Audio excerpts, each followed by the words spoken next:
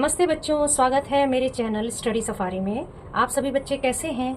आज मैं आपको शब्द विचार के बारे में पढ़ाने वाली हूँ। शब्द विचार क्या है, कहाँ से उसकी उत्पत्ति हुई है, उसका प्रयोग कैसे करते हैं, ये सारी बातें मैं आपको आज अपने इस पाठ में बताने वाली हूँ। चलो शुरू करते हैं। शब्द विचार। वर्णों का सार्थक समूह शब्द कहलाता है। वर्णों का, जब हम वर्णों को जोड़ते हैं तो एक शब्द बनता है और जिसकी कोई मीनिंग निकलती है, जिसका कोई अर्थ निकलता है, तो ऐसा उसको हम शब्द कहते हैं। अब शब्द और पद में क्या अंतर होता है ये आप जान लीजिए। शब्द क्या है? देखिए, लड़का, डंडा, कुत्ता, मारा, ये केवल शब्द है। अभी ये वाक्य नहीं बना है, ये सारे हमारे शब्द में आएंगे। अब मैं क्या करती हूँ, अब मैं लिंग, वचन और कारक का उपयोग करके इसको एक वाक्य में परिवर्तित कर देती हूँ। जैसे देखिए, लड़के ने कारक आ गया, डंडे से कारक आ गया, कुत्ते को मारा। कुत्ते, डंडे और लड़के क्या हो गया, इसका वचन भी बदल गया है और इसमें कारक का उपयोग, कारक का उपयोग करके मैंने क्या बना दिया, इसको एक वाक्य बना दिया। तो वाक्य में प्रयुक्त शब्द पद कहलाते हैं। तो जब इसको हमने जब वाक्य में इस्तेमाल कर दिया और एक ये वाक्य बन गया, तो ये शब्द, ये पद कहलाते हैं। अब ये पद बन गया। चलो, शब्दों के भेद कितने हैं? शब्दों के 4 भेद होते हैं। कितने भेद होते हैं? 4। कौन से? उत्पत्ति के आधार पर, उत्पत्ति मतलब कहाँ से वो उनका जन्म हुआ है, रचना के आधार पर, और उसको हम बनाते कैसे हैं, अर्थ के आधार पर। जब हमने बना लिया तो उसका अर्थ क्या होगा, और जब उसका अर्थ निकला तो उसका प्रयोग के आधार पर हम कैसे उपयोग करते हैं। उत्पत्ति के आधार पर कितने प्रकार के होते हैं? 5 होते हैं। 5। एक होता है तत्सम शब्द, दूसरा है तद्भव, तीसरा देशज, विदेशी शब्द एंड संकर शब्द। तो कितने हो गए? 5। उत्पत्ति के आधार पर 5 प्रकार के शब्द होते हैं। सबसे पहले हम तत्सम शब्द के बारे में जान लेते हैं। देखिए, जो शब्द संस्कृत भाषा से ज्यों के त्यों हिंदी भाषा में आ गए हैं, जैसे सूर्य, क्षेत्र, कर्म, गुरु, कवि, मतलब जो भी संस्कृत के शब्द हैं उसमें हमने कुछ भी परिवर्तित नहीं किया, चेंज नहीं किया है, और उसको हम हिंदी में प्रयोग करते हैं, वही हमारा तत्सम शब्द कहलाता है। जैसे सूर्य, क्षेत्र, कर्म। ठीक। सेकंड है हमारा तद्भव शब्द। तद्भव शब्द का क्या मतलब हुआ? संस्कृत भाषा के ऐसे शब्द जिन्हें थोड़ा सरल बनाकर, मतलब जो अभी आपने संस्कृत के शब्द देखे उसको हमने थोड़ा इजी बना दिया, थोड़ा सरल बना दिया, तब हम हिंदी में प्रयोग करते हैं, तो ऐसे शब्दों को हम तद्भव शब्द कहते हैं। जैसे देखिए बच्चों, अग्नि, अग्नि को हम सरल भाषा में क्या बोलते हैं? आग। हमने सरल कर दिया ना, तो ये हमारा बन जाता है तद्भव शब्द। ऐसे आप और देख लीजिए, तत्सम शब्द और तद्भव शब्द, आपको बिल्कुल क्लियर हो जाएगा कि इसमें क्या अंतर हो जाता है। जैसे देखिए, आम्र तत्सम में आ रहा है, संस्कृत के ये शब्द है, ये संस्कृत के शब्द है, अब ये बदल के तद्भव बन गए। तद्भव का मतलब थोड़े सरल हो गए। तो आम्र का आम, ग्राम का गांव, मुख का मुंह, गृह का घर, सर्प का सांप, घृत का घी, मयूर का मोर। ये हो गया ना सरल, तो ये हो गए तुम्हारे तद्भव शब्द और ये आपके हो गए तत्सम शब्द। ठीक। थर्ड है हमारा देशज शब्द। देशज शब्द क्या है? देशज, देश और ज, मतलब जो देश में जिसका जन्म हुआ हो, वो देशज शब्द कहलाते हैं। जो हम अपने देश में ही इस्तेमाल करते हैं, हमारे देश में ही जो शब्द बने हो, वही जो है वो देशज शब्द कहलाते हैं। ऐसे शब्द जो परिस्थिति और आवश्यकता के कारण हिंदी में ही बना लिए गए हैं, तो ऐसे शब्द देशज शब्द बन गए। जैसे कि डिबिया, पगड़ी, खिड़की, चिचियाना, तो ये हम अपने देश में ही इस्तेमाल करते हैं, तो ऐसे शब्द देशज शब्द कहलाते हैं। विदेशी शब्द, विदेशी शब्द का मतलब होता है इंटरनेशनल, है ना। जैसे कि अंग्रेजी, उर्दू, फारसी, अरबी जैसे कुछ भाषाओं के बहुत से शब्दों को हिंदी भाषा ने अपना लिया।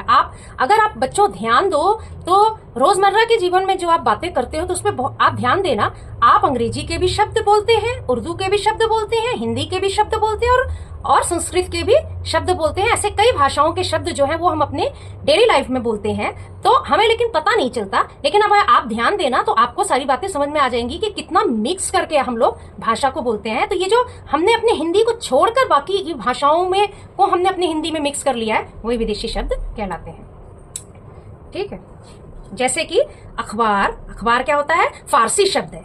शरबत उर्दू शब्द है। स्कूल अंग्रेजी शब्द है। डॉक्टर अंग्रेजी शब्द है, चाबी, ऐसे बहुत सारे शब्द हैं जो हम अपनी हिंदी की भाषा में ऐड करके रोज बोलते हैं। संकर शब्द क्या होता है? संकर शब्द दो भाषाओं के मेल से, दो कितनी भाषाएं हैं? दो भाषाओं के मेल से जो बनने वाले शब्द संकर शब्द। कोई दो भाषा आप ले लीजिए, जैसे रेल, रेल क्या हो गया? अंग्रेजी। गाड़ी, गाड़ी क्या हो गई? हिंदी। तो अंग्रेजी और हिंदी को हमने क्या कर दिया? जोड़ दिया, क्या बन गया? रेलगाड़ी। तो ये हमारा संकर शब्द में आता है। किताब फारसी, धन, घर हिंदी। तो यहाँ पे किताब और घर को हम जोड़ रहे हैं तो क्या बन गया? किताब घर बन गया ना संकर शब्द। मैंने पहला आपको बताया था कि उत्पत्ति के आधार पे 5 होते हैं। अब हम जानेंगे कि रचना के आधार पर कितने प्रकार के होते हैं। ये बहुत इंपॉर्टेंट है, आप इस पे ध्यान देना। रचना के आधार पर रूढ़ शब्द, यौगिक शब्द और योग रूढ़ शब्द, ये 3 शब्द आते हैं। कितने? 3। सबसे पहले हम रूढ़ शब्द को जान लेते हैं कि रूढ़ शब्द है क्या।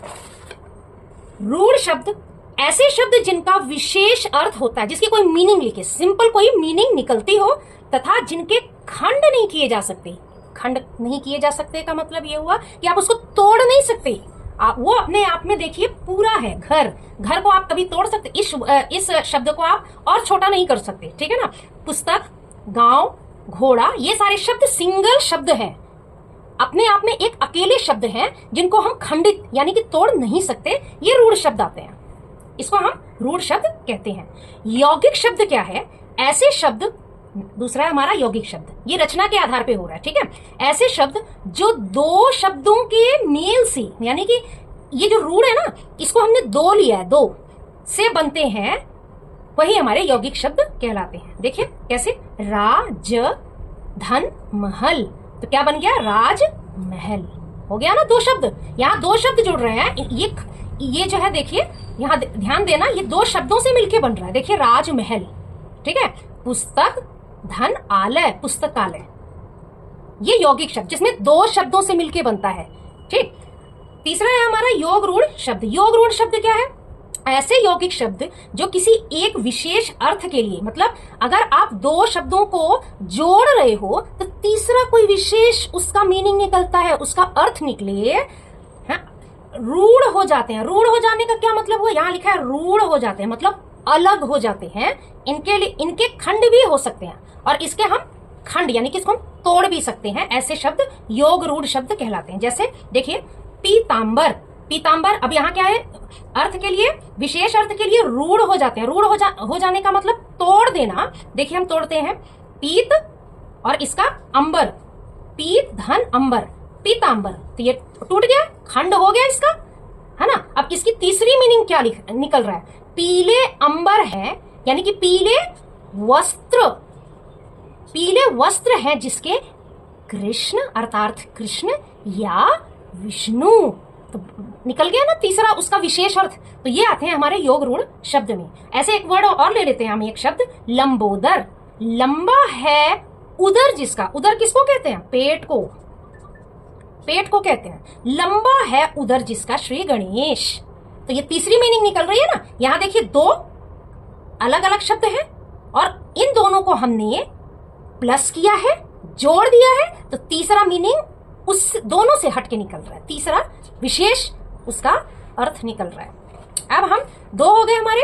अब हम जानेंगे कि अर्थ के आधार पे, अर्थ के आधार पे अभी हमने किसमें अभी उत्पत्ति के आधार पे पढ़ा, रचना के आधार पे पढ़ा। अब हम अर्थ के आधार पे जान लेते हैं। अर्थ के आधार पे क्या होता है? एक तो होता है निरर्थक शब्द और एक होता है सार्थक शब्द। ये बहुत इजी है।